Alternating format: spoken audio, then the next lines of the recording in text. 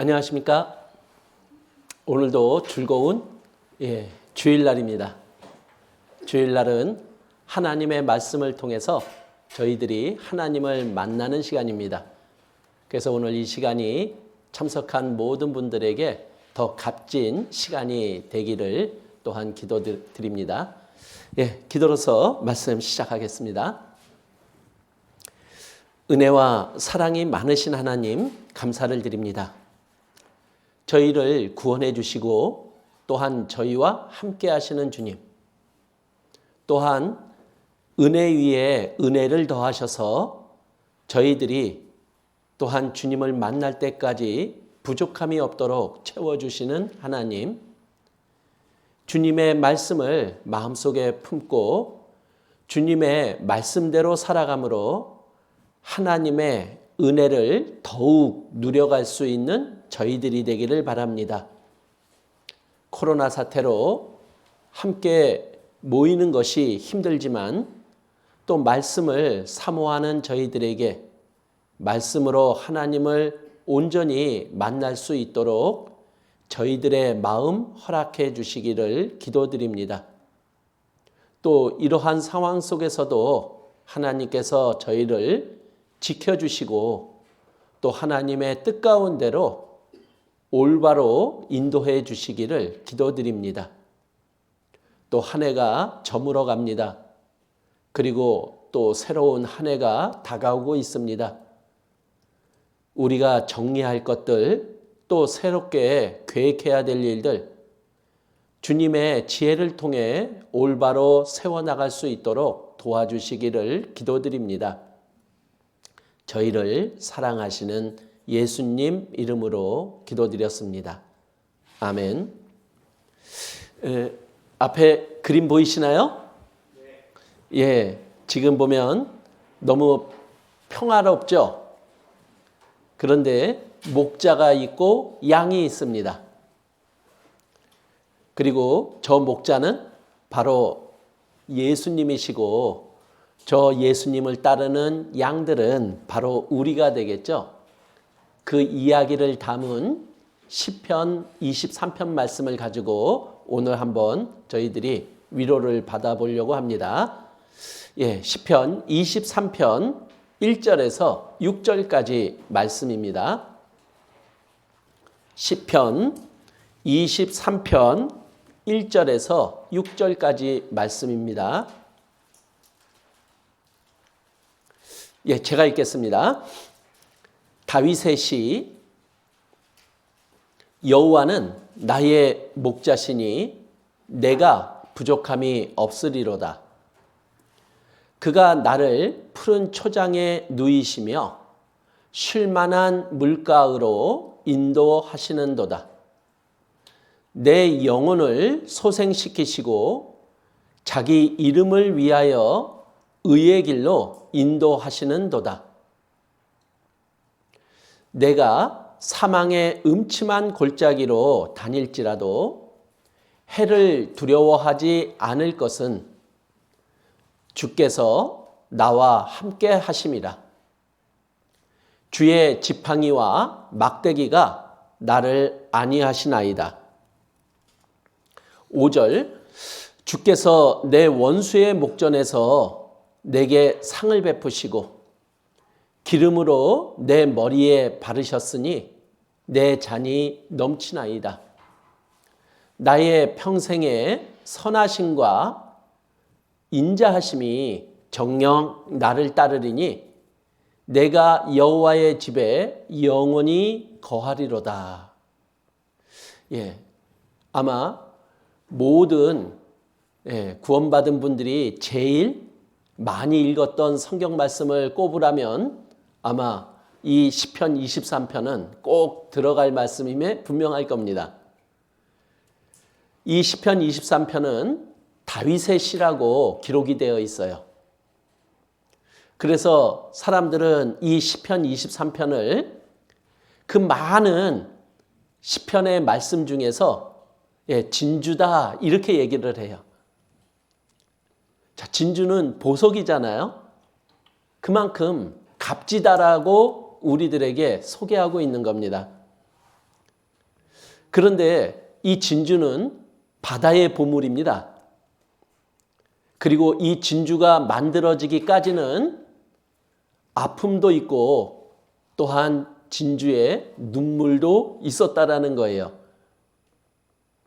그러나 눈물과 아픔으로 끝나는 것이 아니라 그 눈물과 아픔이 모두에게 가장 값지고 보기 좋은 보석의 모습으로 나타났다라는 것을 우리들에게 이야기합니다.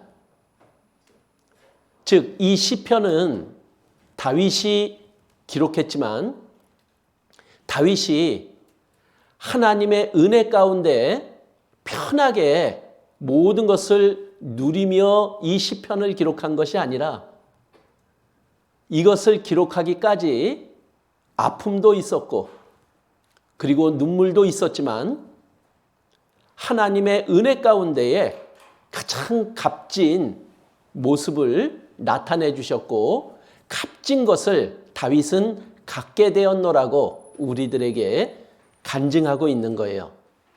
그래서 이 시편 23편 말씀을 시편의 진주라고 말하고 있는 거죠. 그리고 또 어떤 분은 이 시편 23편을 시편의 나이팅게일이라고 이야기를 합니다. 나이팅게일 아세요? 이 나이팅게일은 바로 이 간호사들의 본이 됐던 유명한 분이죠. 그래서 이분 때문에 간호사를 백의의 천사 이렇게 부르게 되었던 거예요. 자, 간호사가 하는 일이 무엇입니까? 아픈 분을 위로해주고 도와주는 그러한 일을 하는 거죠. 즉 우리가 시편 23편을 읽으면서 혹시 내가 어려운 가운데 그리고 내가 아픈 가운데 있다면은 이 시편을 읽고 위로도 받고 하나님의 보살핌을 느껴라 이렇게 이야기하고 있는 것 같습니다.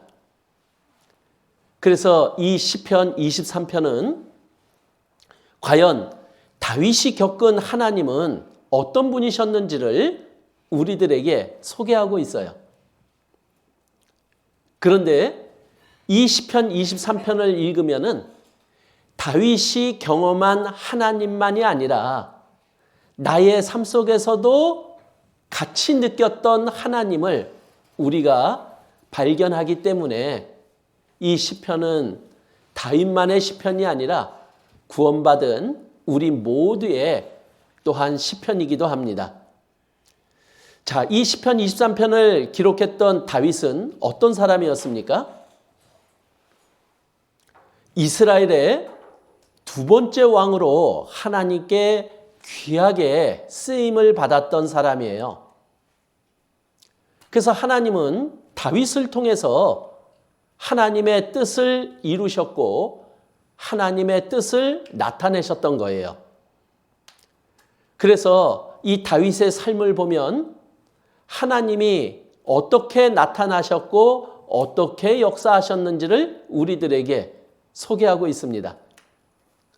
자, 유명한 사건이 있었죠? 소년 다윗이 거인 골리앗을 싸워서 이기는 사건이 기록되어 있습니다. 하나님과 함께 그리고 하나님의 이름으로 나아갈 때 나이는 어리지만 몸집은 작지만 그를 통해서 나타나시는 하나님의 능력이 있음을 우리들에게 다윗을 통해서 소개하고 있는 거예요. 그러나 이런 다윗도 하나님 앞에 또 잘못을 행한 것도 있습니다. 그래서 간음죄를 지었던 사건도 성경은 기록하고 있어요. 그러나 잘못을 저질렀을지라도 하나님 앞에 철저하게 회개하고 돌아왔을 때 또 하나님은 용서하시고 더 귀하게 사용하시는 것을 또한 이 다윗을 통해서 우리들에게 교훈해주고 있죠. 다윗은 첫 번째 이스라엘의 왕 사울에게서 쫓겨다니면서 고생한 이야기가 기록이 되어 있습니다. 그것도 거의 13년 동안이나 쫓겨다니며 고생한 겁니다. 그리고 심지어 아들 압살롬의 반역으로 쫓겨난 이야기도 기록이 되어 있어요. 그러니까 이 다윗의 삶은 편한 삶이 아니었어요. 그러나 이 다윗은 하나님과 함께 했고 하나님이 어떤 분이심을 그 가운데서 올바로 느끼고 마음속에 품었기에 이 다윗은 이제 하나님으로부터 인정을 받았어요. 어떻게 인정을 받았느냐? 너는 하나님의 마음에 합한 자다, 이렇게 인정을 받았어요. 즉 다윗은 하나님의 마음을 품은 자가 되었다, 이런 거죠. 그래서 사도행전 13장 22절에 바로 다윗을 소개합니다. 하나님이 내 마음에 합한 사람이다, 이렇게요. 즉 하나님의 마음과 같은 마음을 가진 자가 다윗이었다. 그리고 하나님은 나의 뜻을 다윗을 통해서 다 이루게 하겠다, 이렇게 말씀하고 있는 거예요. 하나님은 우리를 구원해 주시고 우리를 통해서 하나님의 뜻을 이루어 가시고자 합니다. 근데 하나님이 나를 통해서 하나님의 뜻을 이루려면요, 내가 갖추고 있어야 될 것이 있는 거예요. 그것이 무엇이냐면은 바로 하나님의 마음입니다. 그래서 시편 23편에 보면 하나님이 우리를 인도해 가십니다. 그래서 인도의 이 여정들이 쭉 기록이 되어 있어요. 그런데 그 여정 속에는 좋은 곳만 있는 것이 아니라 아주 위태롭고 위험한 상황도 있다라는 거죠. 그런데 하나님은 함께 하셨고 또 하나님이 우리를 지켜주시고 도와주시면서 하나님의 뜻을 이루어 가셨다라는 것이 다윗의 간증입니다. 그래서 사도행전 13장 36절에 보면 다윗을 이렇게 평가하고 있는 거예요. 하나님의 뜻을 조차 섬기다가 잠든 자. 자, 다윗도 죽었습니다. 근데 죽은 다윗에게 사람들은 이렇게 글을 남겨준 거예요. 하나님의 뜻을 조차 섬기다가 잠든 자. 아마 구원받은 그리스도인에게 죽음이 찾아왔을 때 가장 듣고 싶은 말이 이 말 아닐까요? 내가 구원받고 살아온 삶을 한마디로 가장 올바르게 살아온 삶을 한마디로 정리를 하면 하나님의 뜻을 조차 섬기다가 잠든 자. 다윗은 이 말을 들은 거예요. 아마 우리 모두도 이 말을 들었다면 우리는 진짜 하나님 앞에서 올바른 삶을 살았다라는 증거가 될 겁니다. 자, 이 시편 23편에는 다윗과 하나님하고의 관계가 기록이 되어 있어요. 그런데 그 두 가지 다윗이 느꼈던 하나님은 어떤 하나님이었느냐, 그것이 이제 둘로 나뉘어서 기록이 되어 있거든요. 1절에서 4절까지는 목자로서의 하나님이 이렇게 기록이 되어 있어요. 양을 보호하시고 인도해 가시는 목자의 하나님. 그리고 5절에서 6절까지의 말씀에는 우리를 집안으로 영접해서 집주인으로서 잔치를 베풀어 주시는 하나님의 모습이 기록이 되어 있는 거예요. 그 모습을 통해서 다윗과 하나님은 어떠한 관계였는지를 우리들에게 소개하고 있는 거예요. 그런데 이 속에 바로 나와 하나님의 관계가 어떤 관계여야만 되는지를 또한 알려주시고 또한 우리도 그러한 관계를 가져가기를 또한 우리에게 요구하고 계신 거죠. 자, 말씀으로 직접 한번 들어가서 우리 같이 한번 느껴보도록 하겠습니다. 시편 23편 1절 다윗의 시. 여호와는 나의 목자시니 내가 부족함이 없으리로다. 자, 다윗은 자기가 느낀 하나님을 시편에 이렇게 기록하고 있는 거예요. 여호와는, 하나님은 나에게 목자셨다. 이렇게 기록하고 있는 거예요.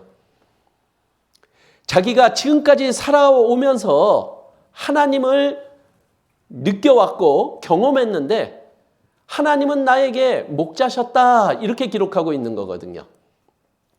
근데 이렇게 이야기할 수 있는 다윗은 사실은 양떼를 몰았던 목동이었거든요. 그래서 우리들에게 비유를 통해서 지금 하나님을 소개하고 있는 겁니다. 즉 하나님과 다윗과의 관계는 바로 목자와 양의 관계였다. 이것을 우리들에게 알려주고 있는 거죠. 즉 다윗은 하나님이 목자셨다면은 자기는 하나님 앞에서 양이었다라는 것을 알게 된 거예요. 그렇기 때문에 자기가 겪은 하나님이 양인 자기에게는 목자와 같은 분이었다라는 것을 우리에게 소개하고 있는 거죠. 자, 다윗은 자기를 양이라고 소개하고 있습니다. 근데 이 양의 특징이 뭐냐? 양은요, 방향 감각이 없어요. 아마 이곳에 계신 분 중에서도 그런 분들 있죠. 바로 제가 그런 사람입니다. 그래서 길을 못 찾아요. 그렇다고 그러면 방황을 합니다. 그래서 자주 가는 곳도 잘 못 찾아가는 분들 있잖아요. 이거는 다른 게 아닙니다. 방향 감각이 없어서 그렇습니다. 그런데 양이 그래요. 그리고 이 양은요, 스스로 자기를 지키고 스스로 자기를 보호할 힘과 능력이 없는 동물이에요. 즉, 누군가가 도와줘야 되는 자들이라는 거죠. 다윗은 자기가 그러한 자라는 것을 느낀 겁니다. 그리고 양은요, 우리가 생각을 하면 양은 하얗고 깨끗하고 아주 폭신폭신 이쁜 것, 이렇게 생각하잖아요. 그런데 실제로 양을 보면 그렇지 않아요.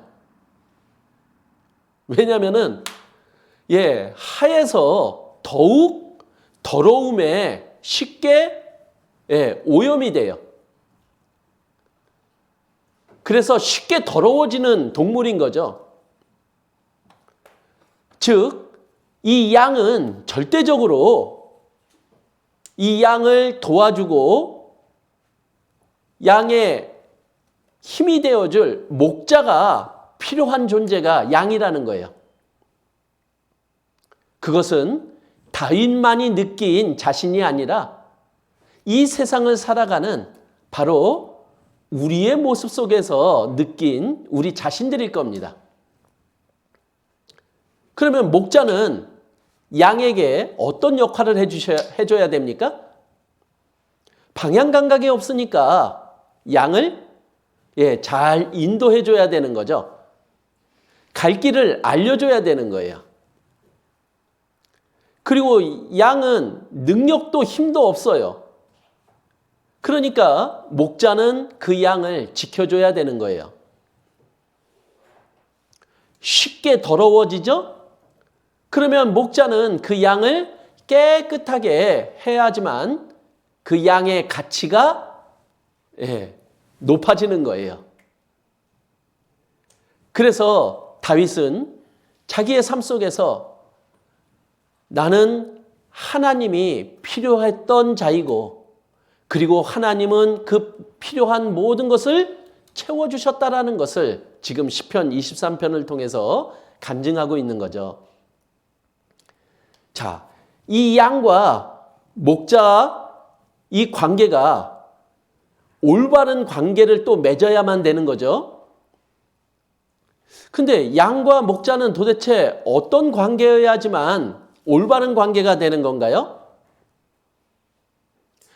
자, 목자는 자기가 인도하고 그 다음에 보호해주고 깨끗하게 해줄 자기한테 맡겨진 양을 알아야 되는 거예요. 그리고 그 맡겨진 양들도 자기를 그렇게 해줄 목자가 누군지를 알아야지만 좋은 관계를 맺을 수 있는 거거든요.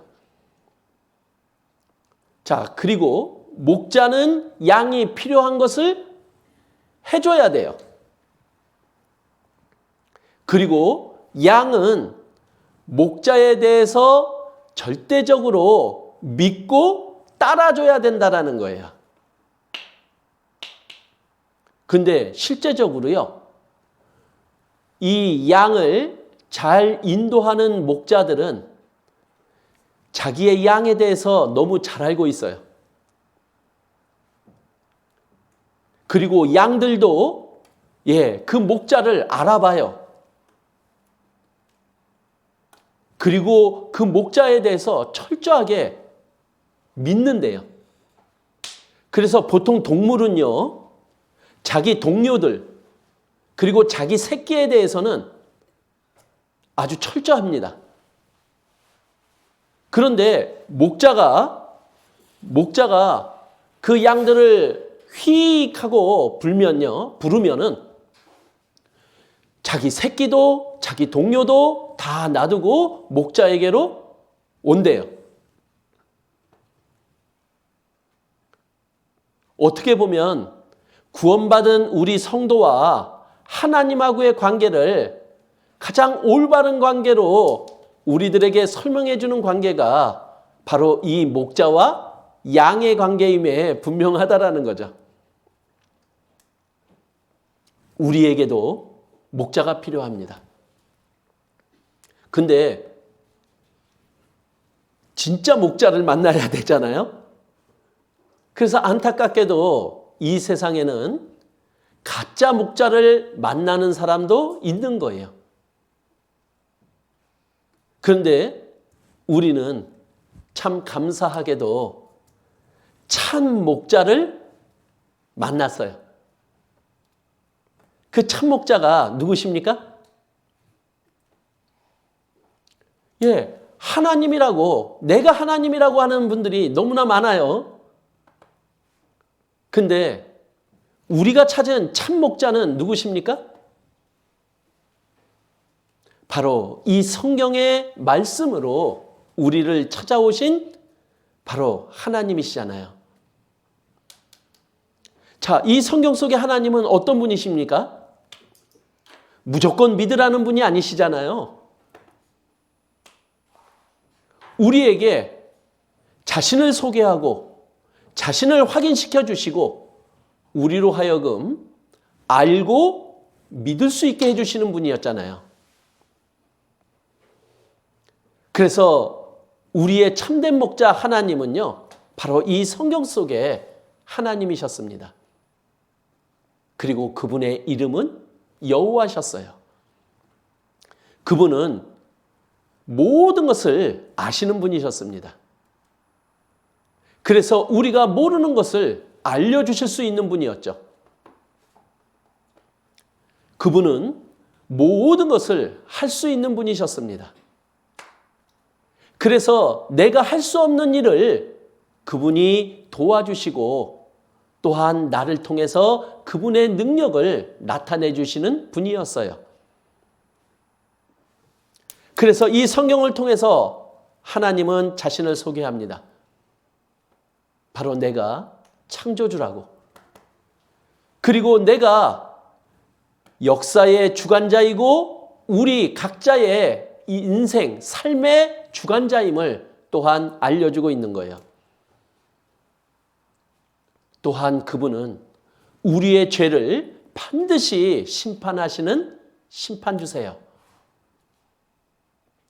그러나 우리를 지옥의 멸망으로부터 구원해 주실 구원자셨어요. 자, 우리가 찾은 이 하나님 어떤 분이십니까? 이제 비로소 우리의 삶의 목적도 분명하게 알려주신 분이었습니다. 그리고 죄 때문에 지옥 갈 수밖에 없었던 나에게 그 죄의 문제를 완전히 해결해 주신 분이었어요. 그리고 나를 영원한 천국으로 인도해 가시는 분이시잖아요. 그러나 천국에 갈 때까지요. 그때까지 하나님은 또한 이 세상에서도 사단의 권세를 물리치고 우리를 보호해 주시고 인도해 가시는 분이라는 것을 또한 우리들에게 소개하고 있는 거예요. 그래서 성경은 그분을 소개하고 있습니다. 그리고 우리를 알려주고 계셔요. 우리는 우리 자신을 잘 몰라요. 우리 자신을 제일 잘 아시는 분은 바로 우리를 창조하신 하나님이신 거예요. 그래서 하나님은 우리가 구원받기 전에 우리를 알려주고 계셔요. 우리는 이뤄진 양이었다.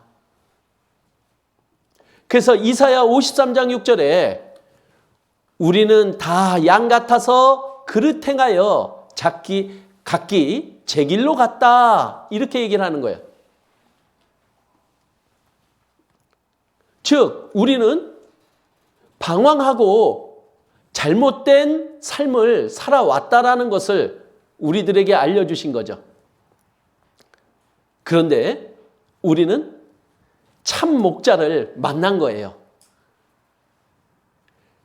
그래서 베드로전서 2장 25절에 이렇게 설명하고 있죠. 너희가 전에는 양과 같이 길을 잃었더니 이제는 너희 영혼의 목자와 감독 되신 이에게 돌아왔느니라. 우리가 구원을 받은 것이 무엇이냐? 양같이 길을 잃었었는데 이제는 우리의 영혼의 목자 되신 예수님께로 돌아왔어요. 그러니까 우리는 이제 길을 잃지 않아요. 그분을 올바로 쫓아가면요. 우리는 올바른 길로 갈 수 있는 자가 되었다. 이렇게 말씀하고 있는 거예요. 그래서 성경은 소개하고 있어요. 하나님을 소개하고 있고 그리고 예수님을 우리들에게 소개하고 있는 거예요. 그리고 그 예수님이 바로 진정한 우리의 목자다 하고 소개하고 있는 거예요. 자, 어떤 분이 진짜 참 목자이시고 진정한 나의 목자가 되실 수 있을까요? 그래서 성경을 통해서 바로 그 선한 목자이신 참 목자이신 예수님을 우리들에게 소개하고 있잖아요. 그래서 요한복음 10장 11절에 그분은 바로 나를 위해서, 우리를 위해서 목숨까지도 버리셨던 목자였다라고 소개하고 있는 거예요. 자기 자신보다 우리를 더 값지게 여겨주고 우리를 보호해 주시고 올바른 길로 인도해 가시고자 하시는 목자. 그래서 예수님을 참된 목자라고 말하고 있는 거죠. 그래서 예수님은 우리를 너무나 잘 아세요. 그리고 우리도 예수님을 알아보니까 이제 우리도 예수님이 누구신지를 분명히 알게 된 거예요. 바로 그 예수님은 하나님이셨어요. 그리고 그 예수님은 바로 나의 구원자셨어요. 그분은 나의 참 목자이셨던 거예요. 그것을 우리들에게 느끼게 하시고 또 알게 하시고 그래서 더욱더 우리가 예수님을 올바로 쫓아갈 수 있게 되는 거죠. 자, 이 시편의 말씀을 이해하려면은 좀 배경을 좀 알아야 되잖아요. 자, 근데 이 배경이 어디였느냐? 광야라는 거예요, 광야. 그래야지만 이 시편에서 기록하고 있는 이 내용들이 이해되기가 쉬울 겁니다. 자, 이 광야를 한번 보세요. 살만합니까? 이곳은요, 이게 살만하지가 못해요. 왜냐? 모든 것이 부족한 곳이에요. 그리고 이곳에는 항상 위험이 곳곳에 있는 거예요. 그럼 이곳에서 우리가 살아간다면요, 많은 문제가 있겠죠?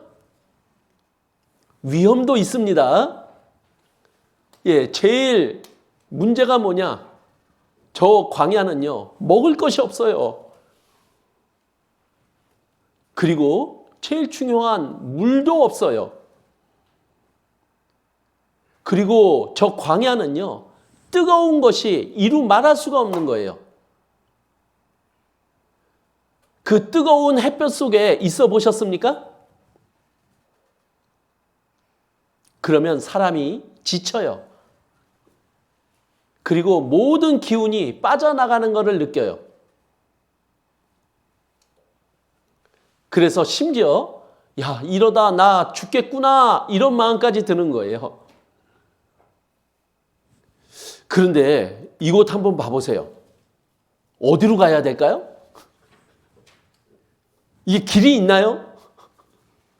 그러니까 길도 못 찾는 그런 문제를 가지고 있는 곳이 이 광야였던 거예요. 근데 이곳에 있는 양의 입장이라면요. 근데 이곳에서 하나님을 만난 겁니다. 그리고 다윗은 하나님과 특별한 관계를 맺게 된 거죠.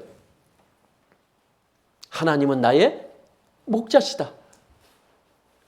지금 이러한 위험 속에서 나를 보호해 주시고 인도해 주시고 또 나의 모든 필요를 채워주시는 분이 바로 하나님이셨다. 그 하나님을 만난 거예요. 그리고는 이렇게 간증하고 있는 거죠. 하나님을 만나니까 내가 부족한 것이 없더라. 이렇게 얘기하고 있는 거예요. 당연하지 않아요? 내가 만난 분이 모든 것을 알고 계시고 모든 것을 할 수 있는 분이라면요. 그리고 그분이 내가 이 세상에서 살아갈 수 있도록 모든 것을 창조하신 그분이시라면요. 나의 모든 것을 하시고 나의 필요를 가장 나에게 합당하게 채워주시겠죠.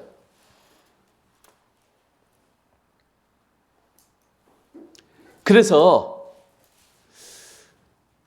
하나님이 이스라엘을 애굽으로부터 구해냈잖아요. 그리고 이스라엘 사람들에게 광야 생활을 허락하셨어요.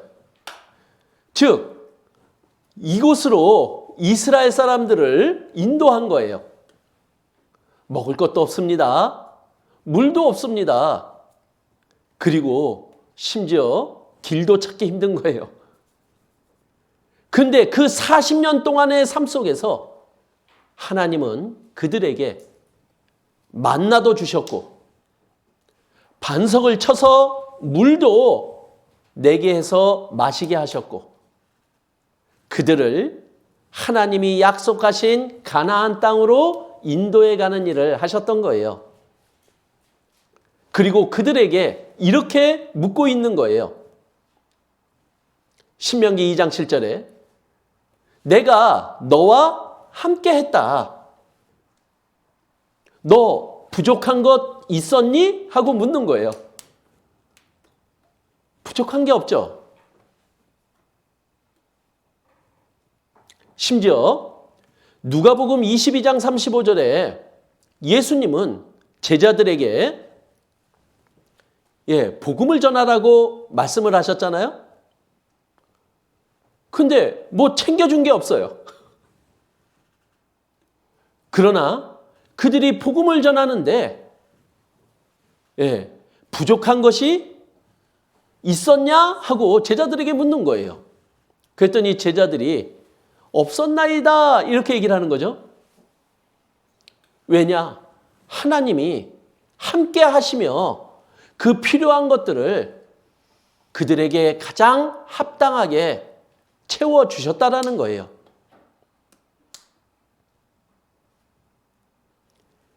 자, 그런데 여기 보면요. 시편 34편 9절에 보면요. 이렇게 말씀이 기록이 되어 있습니다. 너희 성도들아 여호와를 경외하라. 저를 경외하는 자에게는 부족함이 없도다. 자, 부족함이 없으려면은 먼저 우리의 마음속에 하나님을 향한 우리의 합당한 마음이 필요로 하다라는 거예요. 그것이 하나님을 향한 경외입니다. 그러면서 예를 들어요. 10절에 젊은 사자는 궁핍하여 줄일지라도. 자, 젊은 사자는요. 힘이 셉니다.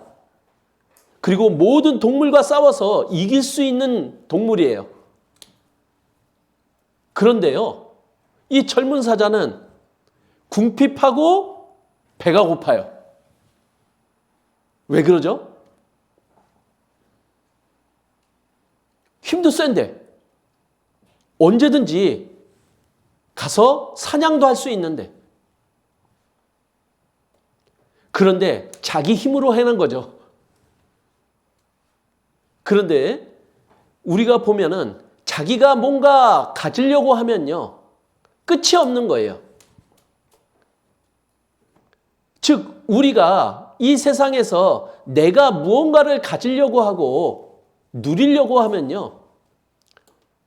그것은 채워지지가 않는 거예요. 항상 뭔가 부족한 거예요. 자, 돈이 있는 사람들 한번 봐보세요. 나는 이 정도 벌었으니까 됐다 이렇게 만족하나요? 아니에요. 돈 있는 사람들이 더 돈 없다라고 더 돈을 벌려고 그래요. 그런데 하나님은 이렇게 말을 하는 거예요. 여호와를 찾는 자는 모든 좋은 것에 부족함이 없으리로다. 하나님을 통해서 받고자 하는 자. 그래서 하나님께 구하는 자, 기도하는 자. 그들에게는 부족함이 없다라는 거예요. 하나님이 그들에게 채워주시고 응답해 주시는 거예요. 자, 출애굽한 애굽에서 빠져나온 이스라엘 사람들에게 40년의 광야 생활이 있었어요. 하나님은 만나도 주셨어요. 물도 주셨어요. 그리고 구름 기둥, 불 기둥으로 그들을 보호하시며 인도해 가셨어요. 그런데 어느 정도 시간이 지나니까 이들은 불평하기 시작을 한 거예요. 맨날 만나만 먹냐? 그러면서 우리도 고기도 좀 먹자. 하나님의 채워주시고 공급해 주시는 게 부족한 게 아니라 그들의 마음속에 부족된 것이 드러난 거예요. 그들의 마음속에 하나님을 경외하는 것, 하나님에 대해서 감사하는 마음이 없어진 거잖아요. 그러니까 불평이 나오고 하나님을 판단하고 이렇게 되는 거잖아요. 그래서 우리는요, 만족이 되는 존재가 아닙니다. 즉, 우리에게 부족함이 없다라고 하는 것은 모든 것을 다 누린다 이게 아니고요. 내가 만족한다 이게 아닌 거죠. 분명히 만족하지 못하는 것도 있어요. 그런데 그것을 하나님에 대한 믿음과 하나님에 대한 감사로 채우는 거예요.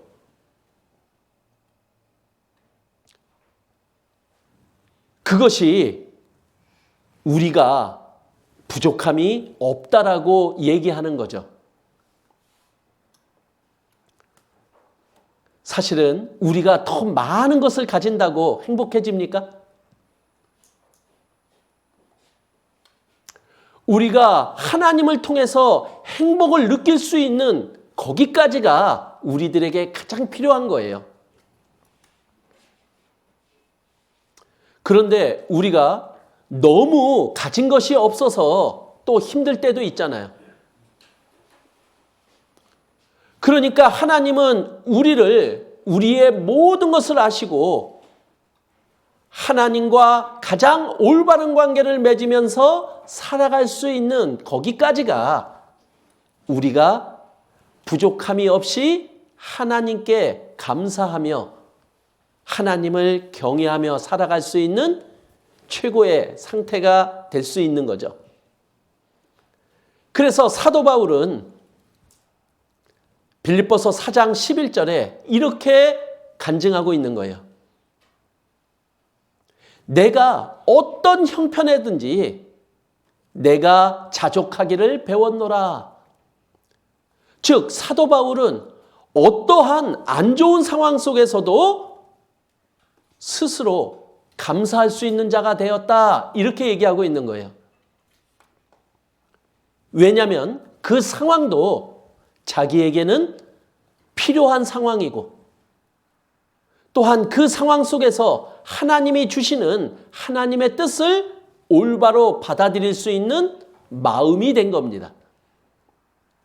그러니까 상황이 중요한 게 아니라 하나님을 향한 나의 마음과 그리고 모든 상황을 받아들이는 나의 마음이 하나님의 뜻으로 받아들이느냐, 그렇지 않느냐, 그것에 달려 있다라는 거죠. 그래서 우리가 하나님에 대한 감사의 마음이 사라지면 우리의 신앙도 문제가 되고요. 우리는 자꾸만 하나님을 원망하게 됩니다. 하나님은 나의 목자십니다. 그리고 하나님은 나를 부족함이 없도록 채워주시는 분이세요. 그래서 그분이 2절 말씀에 보면 나를 이제 푸른 초장에 누이십니다. 자, 한번 푸른 초장으로 가볼까요? 저 푸른 초장에 뛰노는 양들을 보세요. 먹을 것이 넘쳐납니다. 자, 그런데 여기 보면 이 양을요, 푸른 초장에 누인대요. 눕게 만든답니다. 양 누운 거 보셨어요?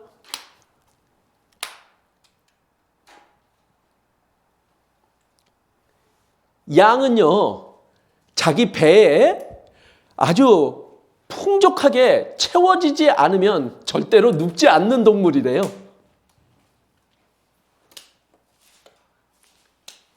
그러니까 하나님은 아주 풍족하게 우리를 먹을 것을 채워주셔서 눕게 해주시는 분이라는 거죠. 자, 우리 요즘 어떠세요? 어떤 분은 이렇게 얘기합니다. 코로나 사태 때문에 영혼에 영양 결핍이 생길 것 같대요. 왜냐하면 영혼의 양식, 말씀을 잘 못 먹어서요.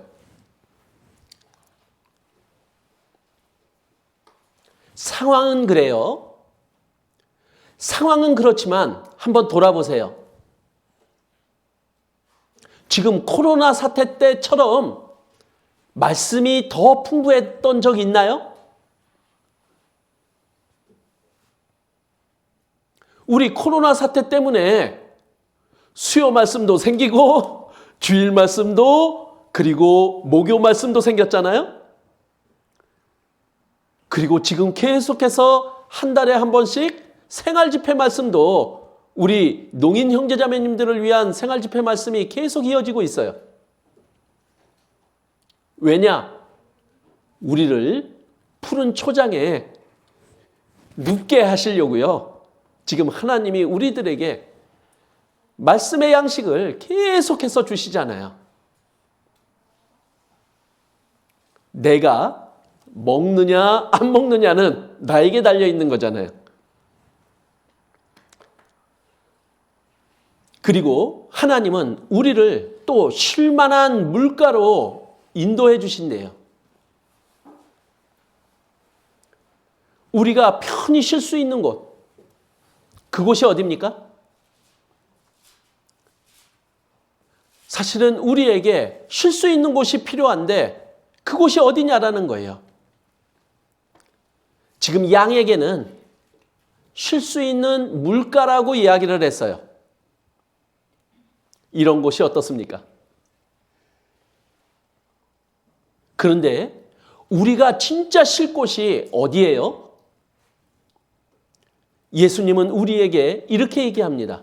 마태복음 11장 28절 말씀에 수고하고 무거운 짐진 자들아 다 내게로 오라. 내가 너희를 쉬게 하리라. 이렇게 얘기하고 있는 거예요. 구원받은 우리가 진짜 쉴 수 있는 곳이 어디입니까?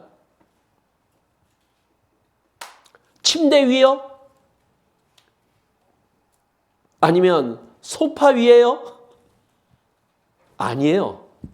우리의 진정한 쉼은 예수님 아닙니다.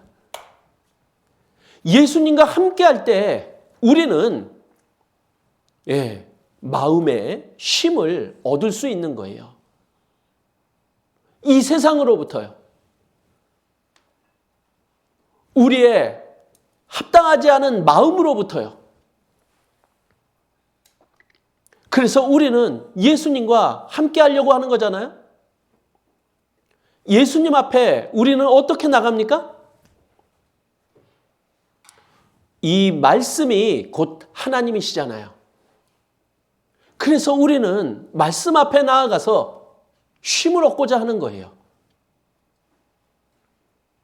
이 세상을 붙들고자 하고 이 세상에서 뭔가 더 가지고 누리려고 하고 이 세상에 쫓겨다니는 우리에게 하나님은 말씀으로 쉼을 주시고자 하는 거예요. 우리는 또 기도로 하나님께 나아갑니다. 모든 것을 채워주시는 하나님께 우리는 구할 수 있는 자잖아요. 우리가 기도하는 것, 그것은 바로 하나님과 만나는 거예요. 그래서 기도를 통해 우리에게 쉼을 주시는 하나님이요.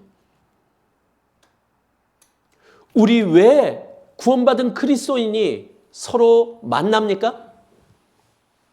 하나님은 모이기를 힘쓰라고 말씀하잖아요. 왜냐하면 두세 사람이 내 이름으로 모인 곳에 거기에 바로 예수님이 함께 하시기 때문에 그래요.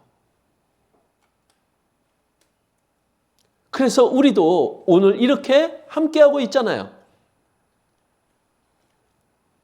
말씀 앞에 나옴으로, 그리고 다 함께 기도함으로, 그리고 같이 모임으로 예수님으로부터 우리는 하나님이 주시는 진정한 쉼을 얻고자 하는 겁니다. 그래서 이 먹을 것 우리에게 말씀을 얘기하고요. 쉴 만한 물가, 그 물은 성령을 이야기하잖아요. 그래서 하나님은 구원받은 우리에게 말씀과 성령을 통해서 우리를 보호하고 인도하고 우리를 더욱더 성장하게 만들어 가시는 거예요. 자, 3절 말씀에 또 이렇게 말을 합니다. 그 목자는, 하나님은요, 나의 영혼을 소생시키시고 자기 이름을 위하여 의의 길로 인도하시는도다, 이렇게 말하고 있어요. 자, 나의 영혼을 다시 살리신 겁니다. 여기에서 이 소생이라는 단어는요, 우리가 구원받았고 구원받은 이후에도 힘들고 지쳤을 때 우리에게 다시 힘을 주시고 다시 활동할 수 있게 만들어 주시는 것을 말하는 거예요. 자, 우리가 구원받은 이후에도 신앙의 침체에 빠질 수 있는 거예요. 우리가 구원받은 이후에도 신앙에 넘어질 수도 있는 거예요. 그런데 우리는 목자 대신 예수님께 돌아와야 돼요. 그리고 그분께 의지하고 그분께 맡겨야 돼요. 그러면 그분이 우리를 다시 소생시켜 주세요. 다시 세워주셔요. 새롭게 우리를 만들어 가신다라는 거예요. 그리고 자기 이름을 위하여 의의 길로 인도하신다, 이렇게 얘기하고 있는 거예요. 자, 우리는 하나님의 이름을 예수님의 이름으로 더 구체적으로 알 수 있어요. 자, 예수님의 이름이 무슨 뜻입니까? 성경에 예수님의 이름이 두 가지가 나와요. 마태복음 1장 21절에는 바로 예수님이라고 하는 이름이 나오죠. 근데 하나님이 그 이름을 정해 주셨잖아요. 근데 뭐라고 정해 주셨느냐? 예수라고 정해 주셨는데 그 뜻이 뭐냐면은 자기 백성을 저희 죄에서 구원할 자, 이렇게 정해 놓은 거예요. 그러니까 이 이름은 뭐냐? 이 이름대로 하나님은 이뤄 가시겠다, 이것이 그 안에 담겨져 있는 거예요. 그래서 예수님은 구원자셨고 이 세상에 오셔서 십자가에 피 흘려 죽어주심으로 죄값을 치르고 우리의 죄를 용서하심으로 우리를 구원해 주셨어요. 바로 예수님의 이름이 그대로 이루어진 겁니다. 자, 그런데 그 바로 다음 절 23절에 그 예수님의 이름이 하나 더 기록이 되어 있는 거예요. 근데 뭐라고 기록이 되어 있느냐? 임마누엘이라 하리라, 이렇게 임마누엘이라고 하라 이렇게 정해 주신 거예요. 또 하나님이. 그럼 임마누엘은 무슨 뜻인가 하고 그 뒤에 또 푸셨습니다. 하나님이 우리와 함께 계시다, 이런 뜻이라는 거예요. 즉 하나님이 나를 구원해 주시면, 즉 내가 구원을 받으면 하나님의 뜻이 나를 통해 이루어집니다. 근데 구원을 받으면 또한 하나님이 나와 함께 해주신다라는 거예요. 그게 예수님의 이름 임마누엘입니다. 즉 우리를 구원해 주시고 예수님의 이름 임마누엘을 또한 우리에게 이루신 거예요. 그래서 성령이 내 안에 들어오셨잖아요. 그래서 구원받은 나의 몸이 성전이 되고 하나님은 세상 끝날까지 나와 함께 하시는 자가 된 겁니다. 그래서 우리 자기 이름을 위하여, 즉 예수님의 이름 때문에 그 이름을 이루셨다라는 거죠. 그래서 하나님은 하나님의 뜻 가운데 우리를 인도해 가신다라는 거예요.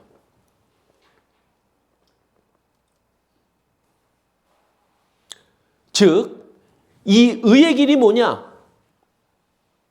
바로 하나님의 말씀이에요. 하나님의 뜻인 거예요. 그래서 하나님은 말씀으로 우리를 하나님의 뜻 가운데 인도해 가신다라는 거죠. 우리 그 길을 가고 있습니까?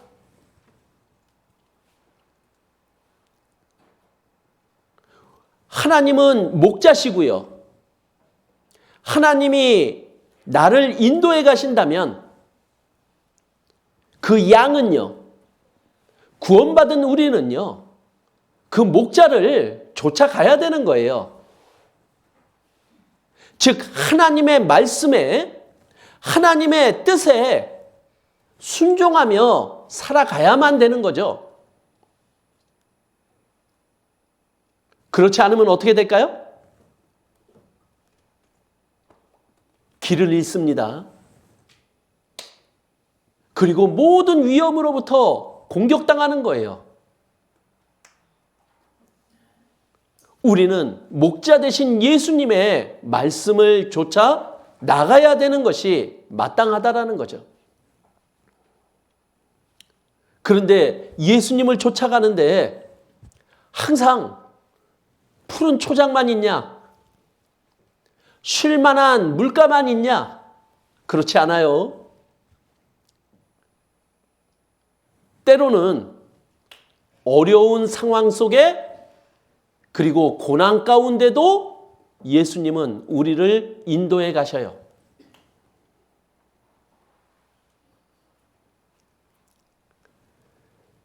그래서 하나님은 그 길을 가지만 하나님은 우리에게 약속하신 것이 있잖아요. 바로 임마누엘의 하나님이요.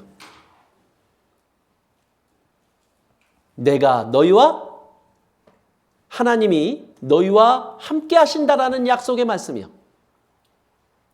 그래서 그 힘들고 어려운 가운데 있을지라도 하나님은 우리에게 이렇게 말씀하고 있는 거예요. 이사야서 41장 10절. 두려워 말라. 내가 너와 함께 함이니. 놀라지 말라. 나는 내 하나님이 됨이니라. 내가 너를 굳세게 하리라. 참으로 너를 도와주리라. 참으로 나의 의로운 오른손으로 너를 붙들리라. 이렇게 말하고 있는 거예요. 자, 우리 하나님과 함께하고 계셔요. 그런데 혹시 푸른 초장에서만, 쉴만한 물가에서만 함께하는 것은 아닙니까?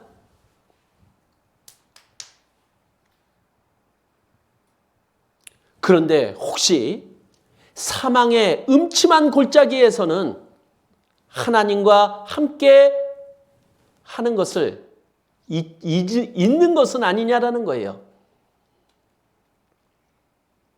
우리가 자칫 내가 원하고 바라는 대로 되어야지만 우리는 하나님과 함께 한다라고 잘못 생각하는 분도 있다는 얘기예요.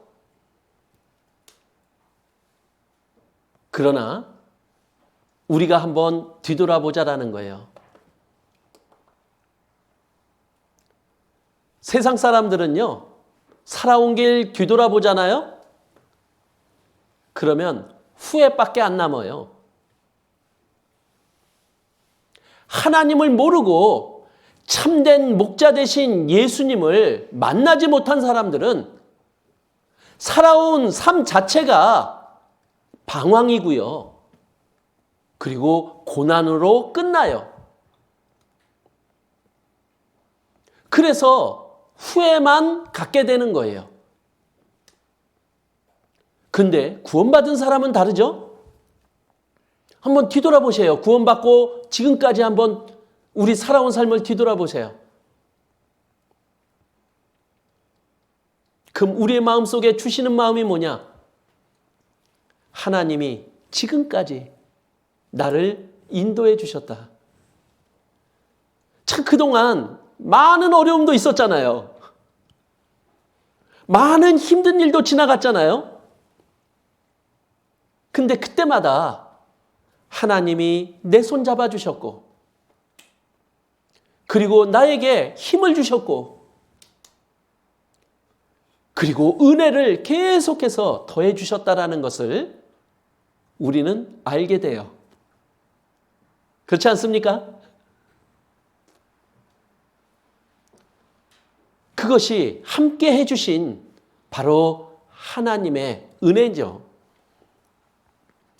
그래서 이 시편 다윗은 4절에 이렇게 이어가고 있는 거예요. 내가 사망의 음침한 골짜기를 다닐지라도 해를 두려워하지 않을 것은 주께서 나와 함께 하심이라.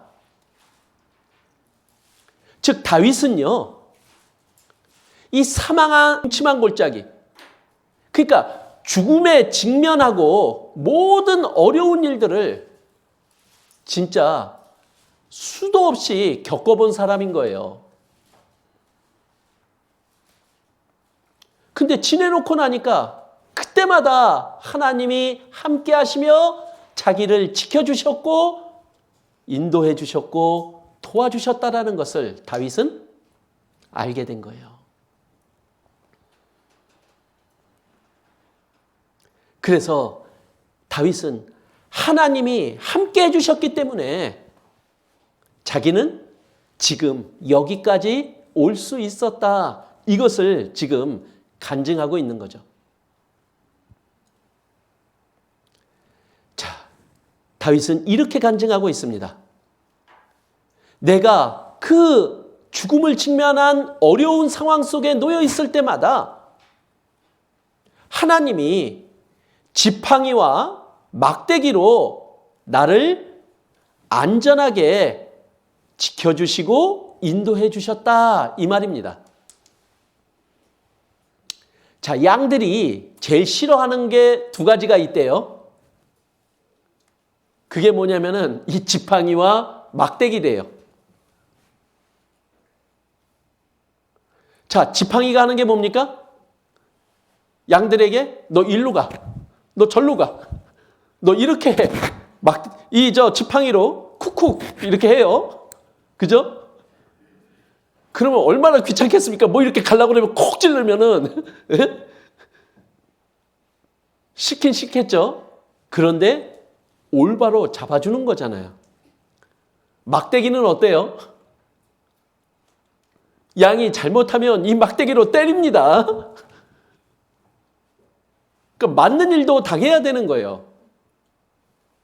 그렇지만 그 지팡이와 막대기가 있었기에 그 양은 목자를 올바로 쫓아갈 수 있고 목자가 인도하는 길로 올바로 갈 수 있었던 거예요.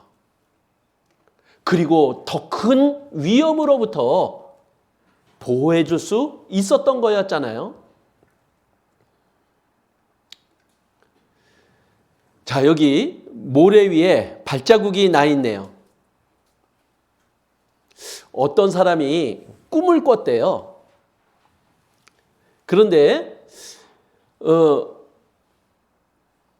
이렇게 꿈을 꿨는데 하나님이 그렇게 약속을 해주셨대요.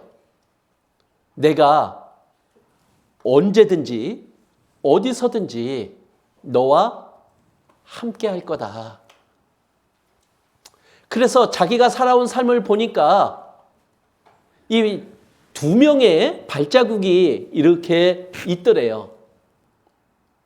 그러니까 하나는 하나님 거, 하나는 자기 거.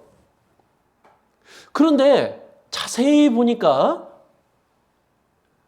두 명의 발자국보다 한 명의 발자국이 더 많이 있더라는 거예요. 근데 그때가 언젠가 보니까 자기가 가장 힘들고 어려웠을 때였대요. 그래서 이 사람이 하나님께 물었대요. 하나님, 왜 내가 가장 힘들고 어려울 때는 나를 혼자 두셨어요? 이렇게 물었대요. 발자국이 하나니까. 그랬더니 하나님이 이렇게 답을 주시더래요. 아니, 그때도 나는 너와 함께 했었다고. 그때는 네가 너무 힘들어서 내가 업고 갔단다. 이렇게 얘기하더래요. 그래서 저 발자국은 네 발자국이 아니라 나의 발자국이단다. 이렇게 알려주더래요. 힘들고 어려울 때 우리 혼자입니까? 아니죠. 사망의 음침한 골짜기에서도 하나님은 나와 함께 해주십니다. 하나님은 약속하셨기에 그 약속을 지키시는 분이에요. 그런데 내가 그것을 인정 안 하는 거예요. 자, 우리가 함께 하시는 하나님을 느끼려면 어떻게 해야 돼요? 마주 봐야 되잖아요. 그런데 내가 하나님으로부터 등을 돌리고 있으면은요, 우리는 혼자라고 생각을 하게 되는 거예요. 그리고 우리가 너무 지치고 힘들어도 그 상황 속에서 얼굴을 들고 쳐다봐야 되는데 그것조차 안 될 때도 혼자라고 느끼게 되는 거예요.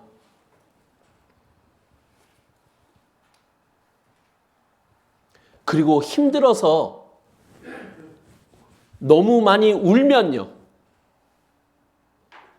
눈물 때문에 하나님이 잘 안 보여요. 그리고 또 나의 생각과 나에게 하나님을 맞추려고 하면은 우리가 하나님을 못 느껴요.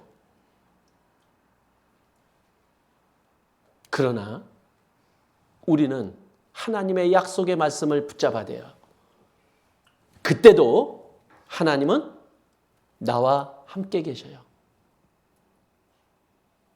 그 약속의 말씀을 붙잡고 우리는 세상 끝날까지 우리는 하나님과 함께 하나님이 인도하시는 그 길을 가야 돼요. 즉 하나님은 우리를 푸른 초장으로도 쉴만한 물가로도 그리고 사망의 음침한 골짜기로도 우리를 인도해 가셔요. 그러나 우리는 상황을 바라보는 게 아니죠. 우리는 목자 대신 예수님을 바라보고 나가야 돼요. 말씀을 붙잡는 것이 하나님과 함께하는 거잖아요. 그 약속의 말씀을 믿음으로 붙잡고 나갈 때 상황은 문제가 되질 않아요. 하나님의 함께하심과 하나님의 보호와 인도하심만이 우리를 위로해 주세요. 자, 그리고 5절에 다윗은 이렇게 얘기하고 있습니다. 이제 장소가 바뀌었어요. 이제 집 안으로 인도하시는 거예요. 초대하시는 거예요. 그리고 시편 5절에 23편 5절에 이렇게 말하고 있죠. 주께서 내 원수의 목전에서 내게 상을 베푸시고 이게 잔치상을 베풀어 주시는 거예요. 그런데 이게 끝나지 않았거든요. 원수의 앞에서 상을 베풀어 주시는 거예요. 근데 그 장소는 어디냐면은 집 안이에요. 즉 이게 뭐냐면은요. 지금 이 상을 베풀어 주시는 분은 하나님이세요. 하나님이 손님을 초대하고 그 손님이 자기의 초대한 손님임을 인정하는 것이 바로 머리에 기름을 발라주는 거예요.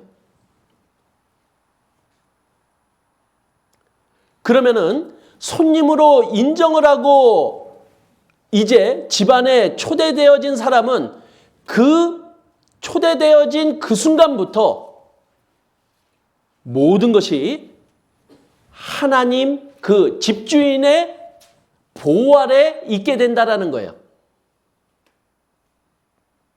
즉 원수가 눈앞에 있어도 이제 집주인이신 하나님이 책임지시는 거예요.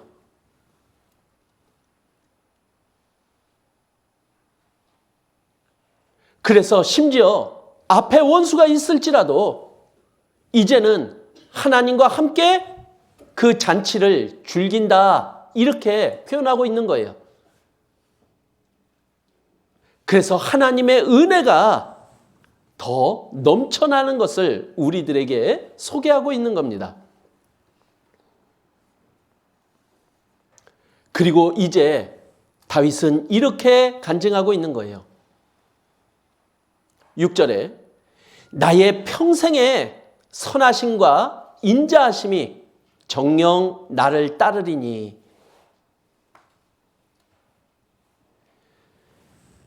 다윗이 살아온 삶 속에 그 하나님의 선하심과 인자하심이 따라왔다라는 거예요. 자, 한번 생각을 해보세요. 다윗의 삶은요, 사울 왕이 계속해서 추격한 삶이에요. 그러니까 쫓겨다닌 삶이었던 거죠, 다윗은. 그리고 아들 압살롬에게도 목숨의 위협을 느끼면서 쫓겨다닌 삶이었어요. 그런데 다윗은요, 그 상황을 바라본 게 아니라 그 상황 속에 있는 하나님의 선하심과 인자하심을 바라본 거예요. 즉, 선하심이라는 게 뭐냐면요, 하나님이 세상을 창조하시고 보기에 좋았더라 이렇게 말씀하실 때 그때 그것을 선하다라고 얘기를 하는 거예요. 즉, 하나님의 계획대로 하나님의 뜻대로 이루어지는 것을 선하다라고 얘기를 하는 거예요. 즉, 다윗을 향해서 사울이 쫓아가고 아들이 죽이려고 쫓아가도 그 안에는 하나님의 계획과 하나님의 뜻이 있다라는 거죠. 그리고 그것을 반드시 이루어 가신다라는 거예요. 내가 어떠한 안 좋은 상황과 환경 속에 있을지라도 그 속에 하나님의 선하심, 하나님의 계획과 하나님의 뜻을 이루고자 하는 것이 같이 따라오는 거예요. 그리고 인자하시며 하나님의 사랑도 같이 따라오는 거예요. 그렇다면 우리 걱정할 필요 있을까요? 염려 속에 빠질 필요 있을까요? 우리는 하나님에 대한 믿음과 그 하나님이 주시고자 하는 그 은혜들을 더욱더 마음속에 품고 하나님께 감사하는 자가 되어야 되는 게 우리라는 거예요. 다윗은 그렇게 살았노라고 지금 간증을 하고 있는 거예요. 자기 삶 속에서.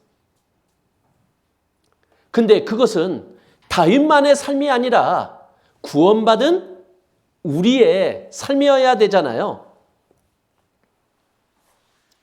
나를 죽기까지 사랑하신 하나님이요. 그래서 나를 구원해 주신 하나님이 나를 인도해 가십니다. 심지어 사망의 음침한 골짜기를 나를 인도하실지라도요, 그곳에 하나님이 함께 계시고 하나님의 선한 뜻이 그리고 하나님의 인자하심이 하나님의 사랑도 함께 간다라고 우리가 믿고 받아들여야 되는 거죠. 그러면 우리 안에 이러한 확신이 쓸 겁니다. 내가 여호와의 집에 영원히 거하리로다. 이렇게 우리가 어디에 있든지 하나님과 함께함으로 우리가 하나님의 은혜와 축복을 계속 받을 수 있는 거예요. 우리가 병중에 있을 수 있습니다. 낙심될 수도 있죠? 그러나 그 속에 하나님의 선하심과 인자하심도 같이 있는 거예요. 왜 나에게 병을 허락하셨을까? 왜 나에게 이렇게 경제적인 어려움 속에 놓일 수 있도록 이 상황을 하나님이 허락하셨을까? 하나님의 선하신 뜻이 담겨져 있습니다. 그 사례들이 이 성경 속에 빽빽하게 기록이 되어 있어요. 자, 요셉을 왜 종으로 팔려가게 했습니까? 하나님의 선하신 뜻은 그 요셉을 총리로 만들어서 하나님의 뜻을 이루고자 하는 과정인 거잖아요. 지금 내가 당하고 있는 어려움들이요. 내가 당하고 있는 고난, 그 속에서도 하나님의 선하심과 인자하심은 나를 따라오고 있는 거예요. 우리는 그것을 붙잡아야 되잖아요. 그리고 나를 통해서 이루고자 하시는 하나님의 뜻을 우리가 받아들여야 되잖아요. 그때 우리는 다윗과 같이 이렇게 간증할 수 있을 겁니다.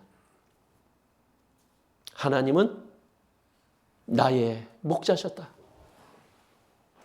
그리고 나에게 부족함이 없을 거다. 그래서 우리는 예수님께로 나아가야 될 거다. 그래서 예수님이 주시는 말씀과 그리고 성령을 흠뻑 취하자라는 거예요. 그래서 혹시 우리가 어려운 고난 가운데 있을지라도요, 그곳에 하나님의 뜻과 계획이 있으니까 우리 하나님에 대한 믿음을 가지고 감사로 받아들여 보자고요. 결과는 하나님이 인도하십니다.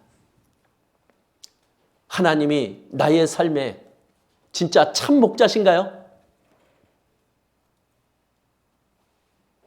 우리가 참 목자라고 인정을 한다면요, 지금 사망의 음침한 골짜기를 지날지라도요, 우리는 감사하는 자가 되어야 되죠. 상황을 바라보는 자가 아니라 예수님의 말씀을 바라보고 예수님의 약속을 바라보며 더욱더 하나님과 함께 감사함으로 그것을 이겨내보자고요. 그리고 우리 이 시편을 하나님께 드려보자고요. 혹시 지금 어려운 가운데 있으시다면 이 시편 23편을 한번 외워서 계속 하나님께 외쳐보시면 어떨까요? 다윗이 느꼈던 하나님, 그분이 나의 하나님이셨습니다. 나에게도 이렇게 하나님은 행하셨노라고. 그리고 다윗에게 행한 것처럼 나에게도 행해달라고 우리 그렇게 나가본다면요, 두렵지 않을 겁니다. 담대하게 하나님과 함께 우리 앞에 주어진 길을 우리는 나갈 수 있을 겁니다. 그러한 우리가 되어보자고요. 기도로서 마치겠습니다. 은혜와 사랑이 많으신 하나님, 저희를 죽기까지 사랑하시고 저희의 참된 목자가 되신 하나님,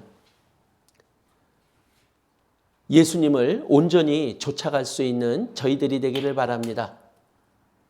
상황을 바라보기보다 함께 하신다는 하나님의 약속의 말씀을 믿고 주님을 온전히 쫓아갈 수 있는 저희들이 되기를 바랍니다. 그래서 저희를 통해 하나님이 온전히 나타나실 수 있기를 간절히 기도드립니다. 지금 고난 가운데 병중에 계신 분 계시다면 하나님의 말씀에 약속을 붙잡고 하나님과 함께 그 모든 것 이겨나갈 수 있는 저희들이 될 수 있도록 도와주시기를 기도드립니다. 저희를 사랑하시는 예수님 이름으로 기도드렸습니다. 아멘.